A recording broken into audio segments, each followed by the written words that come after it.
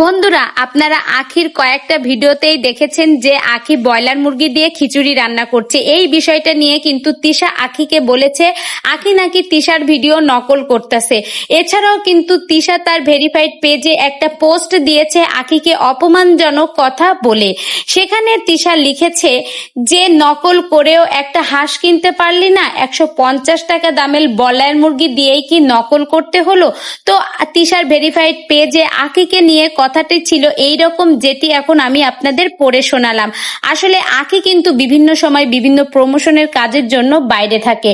হয়তো কোনো কারণে আখি খিচুড়ি এবং ব্রয়লার মুরগি রান্না করছে, ওদিকে আহাদ ভাইয়ের আবার হাঁস অনেক পছন্দ, সেজন্য তিশা আপু হাঁস রান্না করছে। এখানে কেউ কাউকে কিছু বলেনি, এরকমই একটা মনে হচ্ছে। যাই হোক, তিশা আপু হাঁস রান্না করছে, সেটাও যেমন দেখতে ভালো হয়েছে, আখি ব্রয়লার মুরগি দিয়ে খিচুড়ি রান্না করছে, সেটাও কিন্তু ভালো হয়েছে।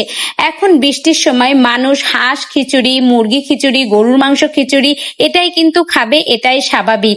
যাই হোক, দুটো রান্নায় এত এত অসাধারণ হয়েছে, আর রান্নাটা দেখলেই আপনারা বুঝতে পারবেন যে কতটা পারফেক্ট ছিল। তো সব রান্নাগুলো এত এত অসাধারণ দেখে খুব লোভনীয়। বৃষ্টির সময় এই রকম কষা কষা মাংস খেতে খুবই ভালো লাগে। সেটা যদি হাঁসের মাংস হয় তাও ভালো লাগে, যদি মুরগির মাংস হয় তাও ভালো লাগে, আবার গরুর গোশের ঝাল ঝাল ঝোল হলে সেটাও কিন্তু ভালো লাগে। আপনারাও বাসায় কিন্তু এইরকম সুন্দর সুন্দর খাবার তৈরি করে খাবেন, তাহলে আপনাদের কাছেও কিন্তু চমৎকার লাগবে। আর যেহেতু বর্ষা চলে যাচ্ছে, এরপরেই কিন্তু শীত এসে পড়বে, তখন কিন্তু খিচুড়িতে অত ভালো লাগবে না, এখন বৃষ্টির সময় যতটা ভালো লাগে। তাই যত দ্রুত পারেন এই সব আইটেম দিয়ে একটু খিচুড়ি রান্না করে খেয়ে দেখেন।